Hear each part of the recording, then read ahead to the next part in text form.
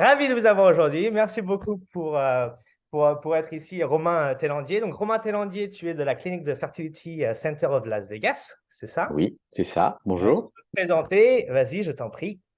Alors, je m'appelle Romain Taillandier. Je travaille au Fertility Center de Las Vegas depuis 6 ans maintenant. Et mon job, c'est d'accompagner plus précisément les francophones qui souhaitent avoir recours à une PMA ou une GPA avec notre centre. Et on doit avoir peut-être chaque année 50 couples slash célibataires qui passent par notre Fertility Center et qui sont français ou francophones. Donc, on a vraiment l'habitude de travailler avec des francophones. Génial. OK, super. Bah, aujourd'hui, justement, le sujet de ce webinaire, c'est comment choisir votre clinique.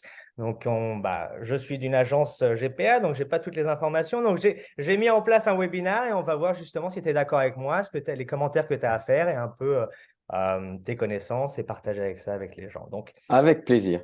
génial. Bon, je vais partager un document et on peut commencer. Alors, comment choisir votre clinique pour la GPA aux États-Unis? Alors, Romain Tellandier de Fertility Center of Las Vegas, c'est l'invité d'aujourd'hui. Encore une fois, merci. Et on peut continuer. Alors, les points les plus importants, je pense, pour choisir une clinique, et tu peux me corriger, hein, Romain, intervient à n'importe quel moment, mais le coût de la clinique qui peut être quand même important, qui varie selon Oui. les États, selon les programmes, hein, selon vraiment ce dont les parents ont besoin. Alors, je vais ajouter Nicolas qui se joint à nous aujourd'hui. Donc, il va sûrement être là en tant que… il va écouter, il va se présenter. Bon, je ne sais pas s'il peut se connecter, donc on va le laisser se connecter et on va voir. Je ne suis pas à 100% sûr. Désolé, Romain. Pas de problème. Bonjour Nicolas. Bon, ravi de vous avoir. Je vais vous mettre Bonjour en… Nicolas. Bonjour Nicolas. Ravi de vous avoir et merci en tout cas de vous connecter avec nous. Alors, donc on vient juste de commencer. Donc, le premier point que je veux toucher avec Romain, c'est le coût de la GPA, les variations entre tous les programmes qu'ils ont et peut-être que les cliniques offrent et ce que les parents choisissent. Ensuite, c'est la donation d'ovules. Donc, certaines cliniques offrent ou pas un programme de donation d'ovules. Donc, ça, c'est vraiment important de savoir avant de sélectionner la clinique si vous en avez besoin d'une ou pas et s'ils l'offrent et quel genre de programme ils ont. Et le troisième point qu'on va aborder, c'est le taux de succès. Donc, le taux de succès qui est un critère super important, vraiment important aux États-Unis et qui varie selon les cliniques. Donc, le choix n'est pas simple et beaucoup de cliniques de fertilité s'offrent aux parents d'intention. Choisir la bonne clinique est crucial afin de mettre toutes les chances de votre côté et Romain Tellandier sera l'invité de ce webinaire afin de nous éclairer sur ce sujet. OK, alors on enchaîne. Le coût de la GPA. Alors, ce que j'ai estimé, les estimations que je donne, hein, c'est une clinique de fertilité vous sera nécessaire pour votre projet de GPA. Des programmes, des packages, c'est comme ça qu'on les appelle aux États-Unis, packages, vous seront offerts et les prestations ainsi que les coûts varient entre chacune de ces cliniques. Il faudra prévoir entre 35 000 et 60 000 dollars selon les options que vous choisissez. Et les exemples de package, ça va être IVF pour les parents d'intention sans donneuse d'ovules, avec un test génétique sur les embryons, un test médical pour votre mère porteuse et un transfert d'embryon qui est inclus dans ce package. Un autre package peut être donation d'ovules avec une donneuse d'ovules, un test génétique, screening de votre mère porteuse et un transfert d'embryon autre, comme transfert illimité autre. Donc, Romain, est-ce que tu as un commentaire à faire là-dessus? Ta clinique Fertility Center of Las Vegas, qu'est-ce qu'ils offrent? Dis-moi un peu. Ouais. Alors, c'est important quand on regarde sa clinique aussi de voir si éventuellement la clinique propose des donneuses d'ovocytes. Tu l'as mis, mais c'est important parce que si on a besoin d'avoir une agence pour trouver la donneuse d'ovocytes, c'est tout de suite au moins 20 000 dollars. Donc, on peut être très bas sur les chiffres de la clinique, mais après, il faut rajouter 20 000 dollars. Nous, notre clinique offre les donneuses d'ovocytes et on est en haut de la fourchette. C'est-à-dire que si vous prenez toutes les options avec nous, vous êtes à 59 000 dollars. Mais vous avez la donneuse d'ovocytes et sa rémunération.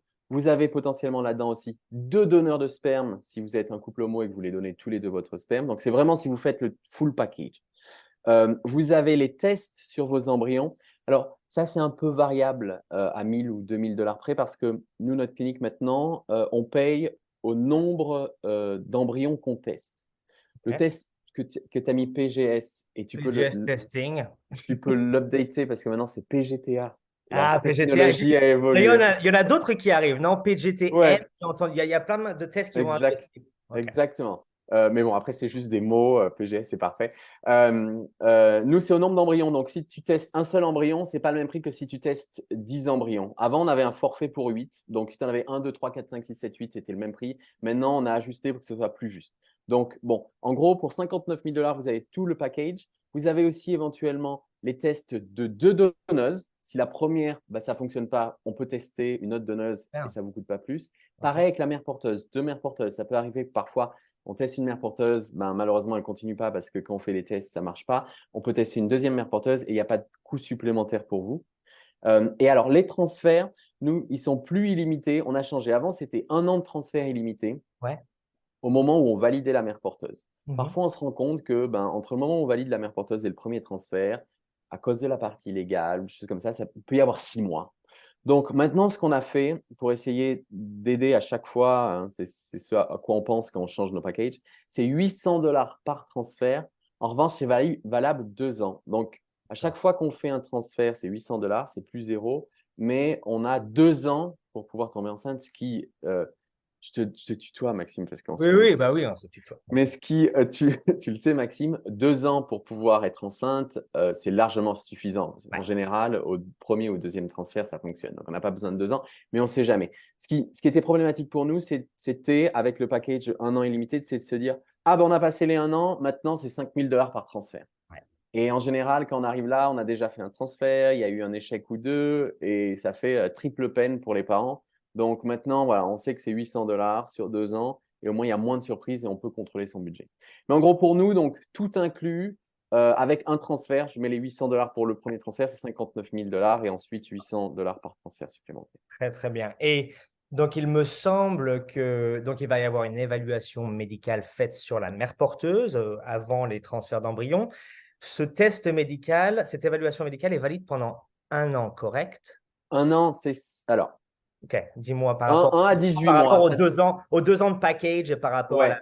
Alors, c'est 1 à 18 mois, Ouais. euh, mais ça dépend en fait. Si tout se passe bien, on peut remettre juste à jour certains tests.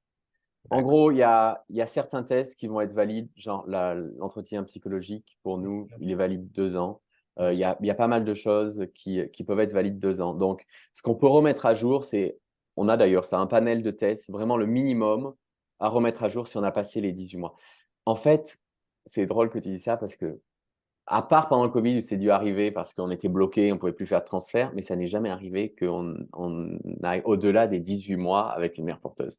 Très bien. Donc, c'est une bonne question, mais oui, on a un panel vraiment restreint pour pouvoir allonger cette durée. OK, super. Donc, les estimations de coûts étaient assez justes du coup, puisque le maximum, le package le plus haut, c'est 59, à peu près 60 000 $. Super. Et bien sûr, après, les Exactement. parents ne sont pas obligés de choisir ce package à 59 et peuvent choisir des packages un peu moins chers avec des. Exactement. Après, c'est à tiroir. Voilà. Voilà, le maximum, c'est ça, mais s'ils décident de faire autrement, on peut changer les prix, on peut bouger, ça dépend du package.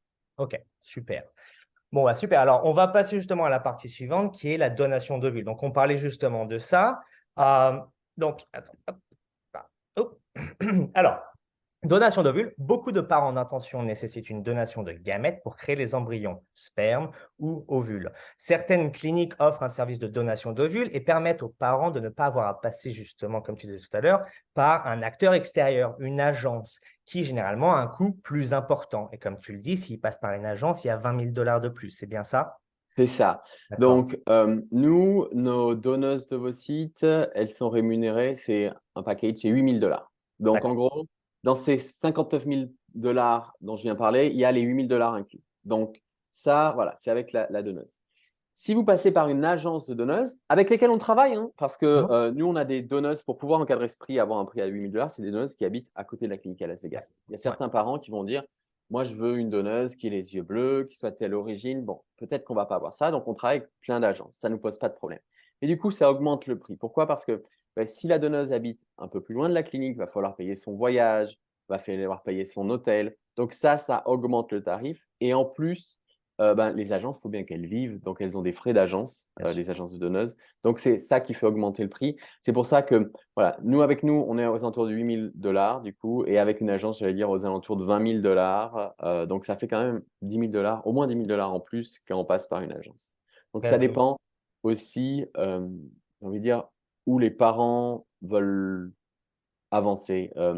Nous, quand on qualifie des donneuses, le but, c'est qu'elles puissent produire un maximum d'embryons. mhm. On... Bon, alors, bien évidemment, on fait plein de tests pour savoir qu'elles sont en pleine santé, que tout est parfait, mais j'ai envie de dire, le physique, pour nous, ça nous importe peu si elle est en pleine santé et qu'elle peut donner beaucoup d'embryons. Bien sûr, bien sûr. Quand on choisit des parents, alors je ne l'ai pas dit dans ma présentation, mais moi j'ai un petit garçon qui s'appelle Elliot, qui est né grâce à une mère porteuse avec une donneuse d'ovocytes. Donc j'ai été dans ce cas, rechercher ma donneuse d'ovocytes. Bien évidemment, on ne va pas se mentir, quand on cherche une donneuse, on regarde les critères physiques. Bien sûr. Et c'est vrai que ça, c'est très important. Donc quand on a des critères physiques très pointilleux, et ben là, parfois, c'est mieux d'aller vers une agence de donneuses parce qu'ils vont avoir un panel plus important et parfois, ils vont même chercher des donneuses dans tout le monde, dans tous les pays du monde, pas seulement aux Ah États-Unis. oui, oui, oui, j'ai bien entendu ça. Il y a des parents, d'ailleurs, des agences qui offrent des donneuses de l'Amérique du Sud, Mexique, Argentine, et tout ça.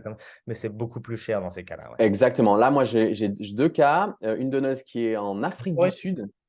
Bonjour, Boris. merci de vous Merde. connecter. Aïe, Bonjour, je sais pas si votre... non, on Si, t'entend, si, on Boris. vous entend. Je vais couper votre micro juste pour finir le Parfait. webinaire et après, on peut répondre aux questions. Super, merci. Désolé le retard. Non, pas de souci, pas de souci.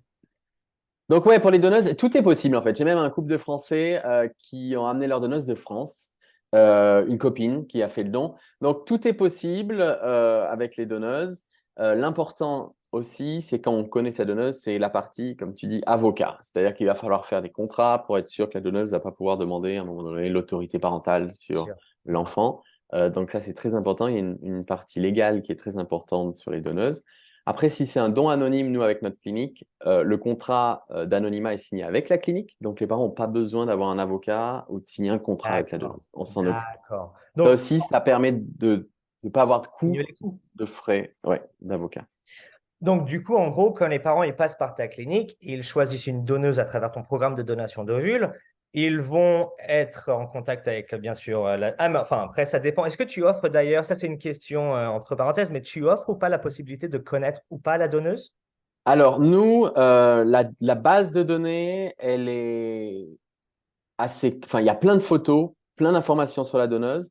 Si tu pars sur un don anonyme, tu as le profil de la donneuse avec peut-être une Ouais. quinzaine de photos, ce qu'elle fait dans la vie, pourquoi elle veut être donneuse, mais ça s'arrête là. Si tu décides de lever l'anonymat, c'est là où tu vas pouvoir rentrer en contact avec ta donneuse et avoir un contact, être pote sur Facebook ou sur Instagram et pouvoir lui parler tous les jours.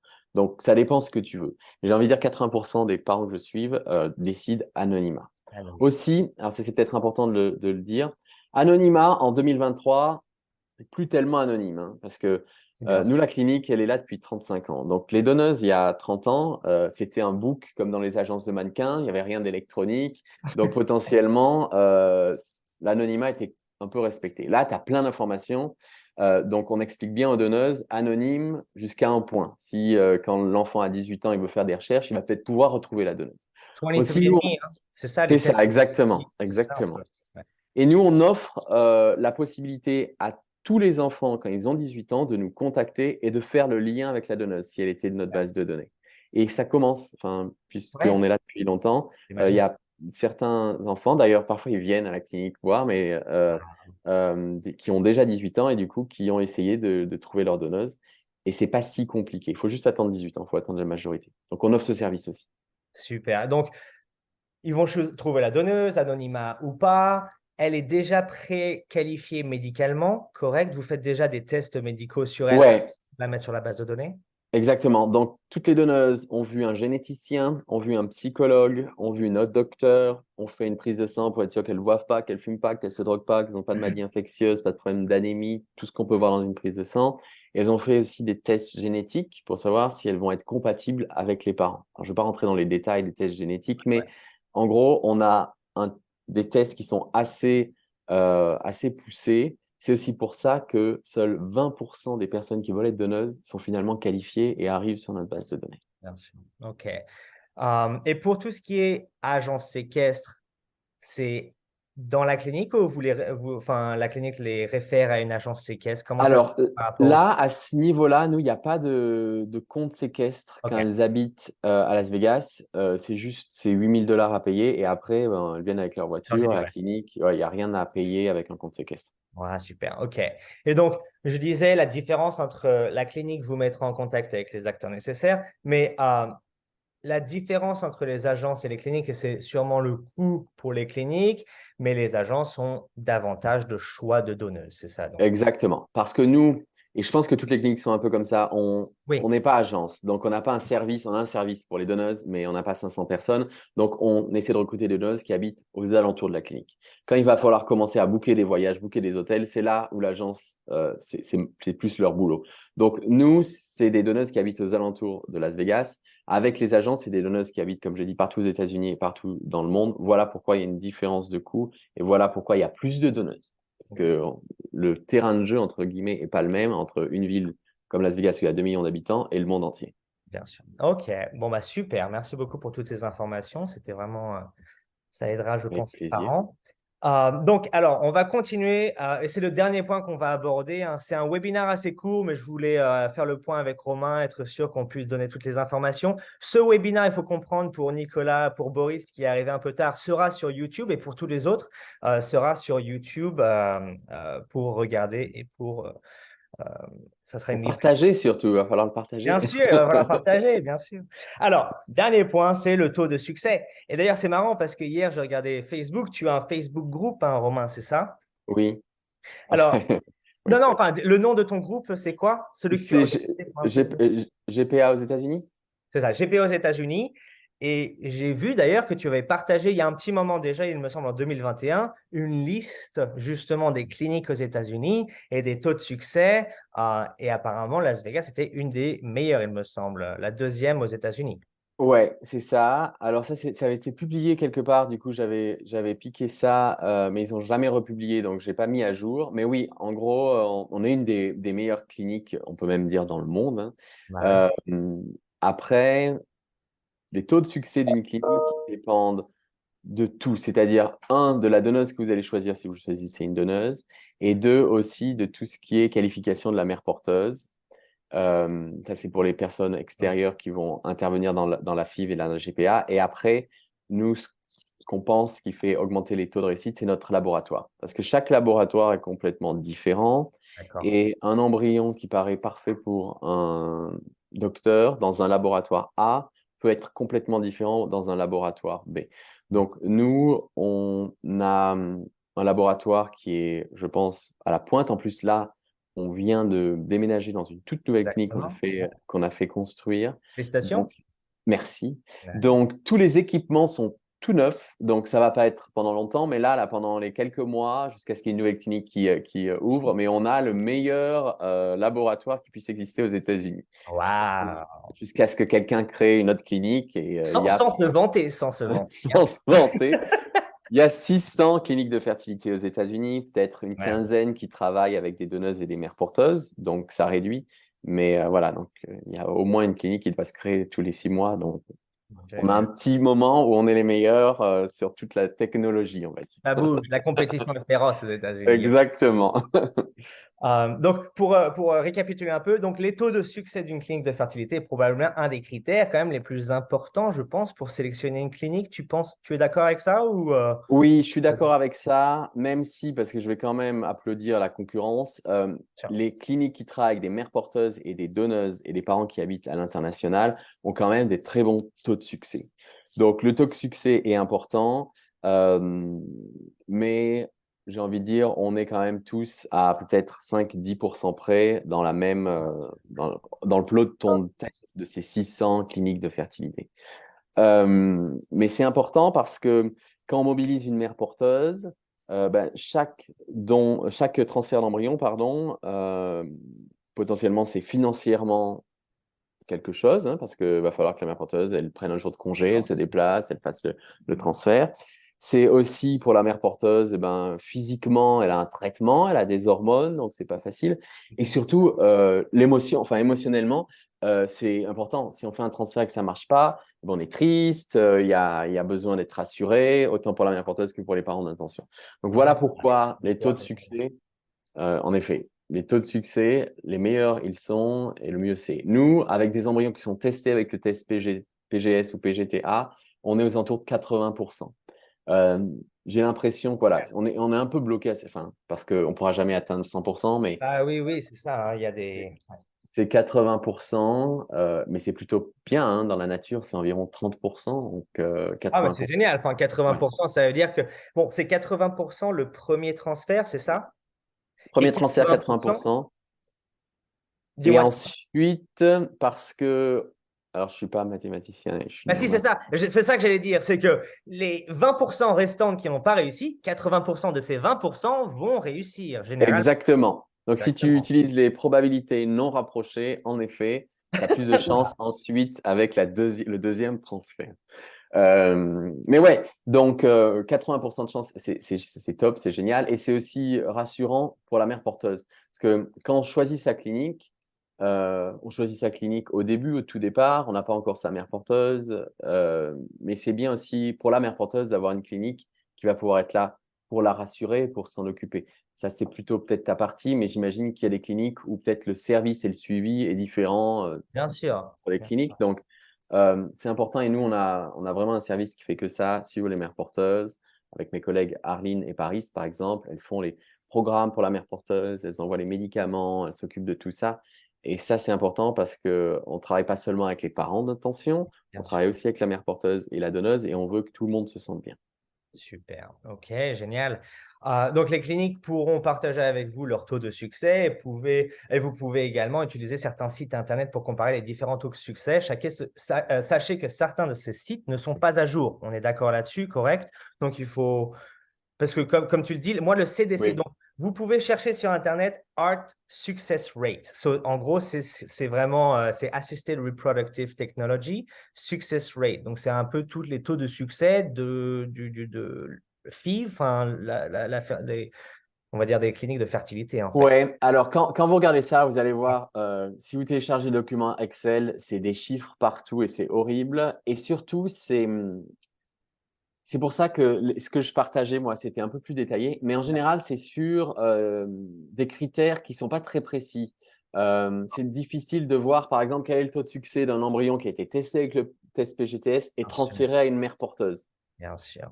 Donc, ils font des taux plutôt généraux, genre la clinique a eu tant de transferts et il y a tant de transferts qui ont marché. Et Ouais. combien avec une mère porteuse, combien avec une non-mère porteuse? Parce qu'on n'a pas du tout, c'est pas du tout la même chose si c'est un couple hétéro qui vient, qui a 43 ans et qui essaie d'avoir des Bien enfants. Les taux sûr. de Bien succès, sûr. là, ils sont aux alentours de 15-20%. Ou alors, si on est un couple qui choisit du sperme qui est correct avec une donneuse d'ovocytes et une mère porteuse, où là, on est plutôt à des taux de réussite à 80%. Donc, c'est pour ça que les chiffres sont bien, mais c'est bien quand ils sont un petit peu nettoyés parce que parfois, sur le site du CDC, il n'y a pas trop de critères. Donc, on peut voir les chiffres globaux, mais il n'y a pas tellement voilà, de catégories. Exactement. C'est pour ça que je dis, il faut comprendre que les taux de succès sont catégorisés pour différencier les couples. Donc, généralement, c'est ce qu'on aimerait voir. Apparemment, pas tout le temps, comme tu le dis, hein. Parfois, c'est juste l'enveloppe globale de tous les parents. Ce qui est bien aussi, c'est de comprendre, comme Romain disait, c'est que il faut comprendre les taux de succès aussi, mais catégorisés. Donc, bien sûr, ce qui se rapproche à notre projet. Donc, si vous utilisez une donneuse, donation de sperme, les taux de succès seront différents, PGS, donc les textes génétiques ou pas. Donc, voilà. Tout ça, c'est à comprendre.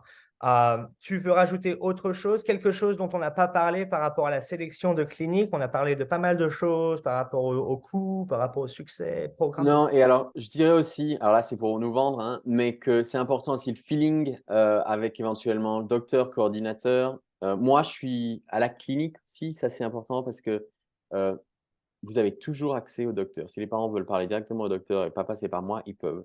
Et je ne serai pas fâché pour ça. Mais en général, le point de contact avec les Français, ben, c'est moi, parce que c'est plus simple de parler en français.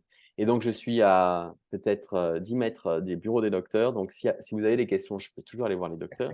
Et aussi, quand vous venez faire votre don de sperme, je suis là pour vous accueillir. Donc, vous n'êtes pas perdu au milieu de gens qui ne parlent pas votre langue. Et pour surtout, et ça, je trouve que c'est une expérience assez unique, pour le transfert d'embryon, c'est moi qui vais aller voir votre mère porteuse, qui vais l'accompagner en salle de transfert. On va faire des petites visios avec les parents qui sont en général partout dans le monde, hein. Je vous fais des petites vidéos, la photo de l'embryon. Voilà, j'essaie de créer un moment unique quand on fait un transfert. Donc ça, c'est bien quand aussi le case manager est à l'intérieur de la clinique pour pouvoir vous faire vivre votre GPA à distance au maximum. Donc ça, je pense qu'on est une des seules cliniques à avoir les case managers, parce que c'est vrai pour moi, mais ma collègue Sarah, qui est allemande pour les Allemands, pour les Espagnols, avec Raquel, que tu connais, Maxime, maintenant, et même Johan, qui s'occupe des Chinois. Donc, la clinique a pris le parti d'avoir les case managers au bureau, dans la clinique, pour qu'on puisse accompagner les parents quand ils sont là, avec leur mère porteuse et leur donneuse. Super. Bon, bah, génial. Oui, oui, je suis bien d'accord avec ça, surtout pour tous les francophones qui viennent aux États-Unis. Avoir un coordinateur français est vraiment essentiel, je pense, pour ce projet. Donc, Et il y a pire comme ville que Las Vegas pour venir. c'est sûr, c'est sûr. Il faut dire qu'en tant que Français, Las Vegas, ça fait veut, peur. ça veut tout dire et son contraire, en fait. Ça veut dire tout et son contraire, si tu veux ce que je veux dire. Et en fait, moi, quand j'y suis allé à Las Vegas, c'était quand même une ville vraiment super, en fait. Pour les enfants, ou alors pour un couple, ou alors célibataire avec des amis, c'est vraiment, il y a de tout. Et Las Vegas est pas loin, enfin, Las Vegas Fertility Center est pas loin, Romain est là, donc c'est un vrai plaisir de l'avoir là-bas. Boris et Nicolas, est-ce que vous avez des questions? Je vais ouvrir le webinaire pour des questions. Si vous en avez, allez-y. Si vous n'en avez pas, c'est pas grave, hein. On est disponible aussi, Romain, Fertility Center of Las Vegas. Je vais sur YouTube mettre toutes les informations de contact aussi, si vous le contactez, si vous voulez me contacter. Vous avez des questions peut-être pour aujourd'hui ou pas? Pas de questions de notre côté, merci. Merci. Mais on était deux, pardon. Mais... Ça marche, ça marche. Nicolas? Ah, vous êtes peut-être tous les... Bon, en tout cas, merci beaucoup à tous. Pour le moment, il n'y a pas de questions, donc peut-être un prochain webinaire. Merci en tout cas, Romain, pour avoir participé. J'espère Avec qu'on se plaisir. retrouvera pour un autre webinaire, hein, sur un autre sujet. N'hésite pas. Super. Bon, à très vite. Merci beaucoup, Romain. Bye Merci, bye. Boris. Au revoir.